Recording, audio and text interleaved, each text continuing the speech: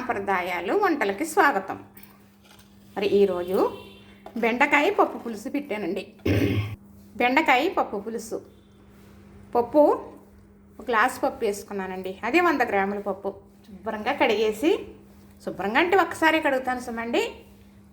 ఒక గ్లాస్ నీళ్ళు పోసి పక్కన పెడతాను. 1 గంట నానిన తర్వాత పొయ్యి మీద పెడతాను. పప్పు ఉడికిన తర్వాత ఒక ఉల్లిపాయ, 2 టమాటో కట్ చేసుకుని వేసుకున్నాను.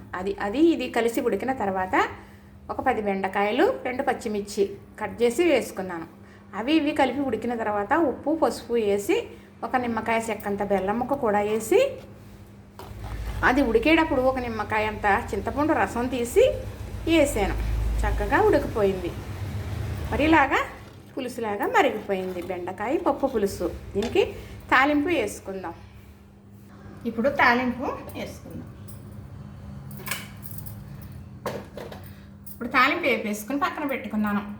ఎల్లుల్లిపాయలు, ఎండుమిరపకాయలు, జీలకర్ర, ఆవాలు, కరివేపాకు. ఇంతేనండి తాలింపు. వేగిపోయింది కదా, చక్కగా చల్లారాలి. కొంచెం తాలింపు గుమ్ముని బొయ్యమని వేయడం వల్ల మనకి ఇంట్లోని జిడ్డు పట్టేస్తుంది. పిల్లలు పెద్దవాళ్ళు ఉంటే దొక్కుకి తట్టుకోలేరు. అంతకు కొంచెం చల్లారిన తర్వాత వేస్తే తాలింపు రుచికి రుచి ఉంటుంది.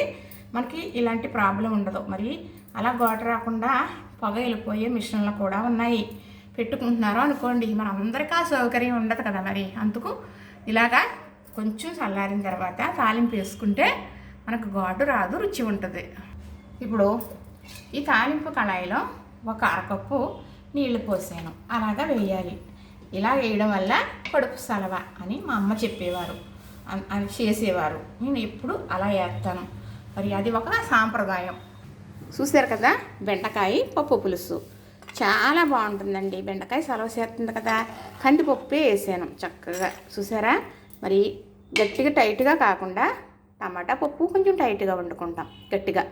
అలాగే మామిడికాయ పప్పు కూడా కొంచెం గట్టిగా వండుకుంటాం. అలా కాకుండా ఇలాగ పులుసులాగా పెట్టుకున్నాం అనుకోండి, మనకు ఆరోగ్యం కదా.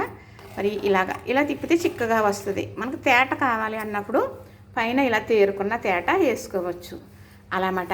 అంటే మా వారు నేనే కదా, అందుకు ఇలాగా పెట్టుకుంటాం. మేము కర్రీ ఎక్కువ తినాలండి, రైస్ తక్కువ తినాలి. ఎప్పుడు ఆరోగ్యమే. పూర్వం అన్నమే తినేవారే 3 పూట్ల. పొద్దుటి సద్దన్నం, మధ్యాహ్నం ఎచ్చరన్నం అనేవారు, అంటే వేడన్నం అని. సాయంకాలం కూడా మరి 4ంటికే భోజనాలకి రెడీలు అయిపోయేవారు. 5 అవ్వేటప్పటికి 5 దాటాలన్నమాట. చక్కగా కూర్చోబెట్టి పెట్టేసేవారు, తినేసేవాళ్ళు. ఒక 6 వరకు పిల్లలయ్యి ఆడుకోవటం, కథలో పాటలో పాడుకోవడం. 7 అవ్వేటప్పటికల్లా మంచం ఎక్కేయడం. చక్కగా మరి 8, 9 అయ్యేటప్పుడు నిద్ర అయిపోయేది. అదే ఆరోగ్యం అండి. మళ్ళీ తెల్లారేటప్పటికి లకలకలాడేది, అంటే ఆకలేసేది. అప్పుడు శుభ్రంగా కాళ్ళు చేతులు ముఖం కడుక్కుని వచ్చి కూర్చుంటే మరి గిన్నెలో సద్దన్నం పెట్టి ఇచ్చేవారు. చక్కగా తినేసి ఆడుకునేవారు, పని చేసుకునేవారు చక్కగా. మళ్ళీ 11 అయ్యేటప్పటికి చక్కగా వేడన్నం పెట్టేసేవారు. తినేసేసి ఎవరి పని వారు చేసుకునేవారు. సాయంత్రం 5 దాటేటప్పుడు మళ్ళీ తినేవారు. ఇదేనండి. ఇలాగాలో సిరితేళ్ళు కానీ రకరకాలు కానీ అప్పుడు పలావ్ ఏంటో తెలీదు.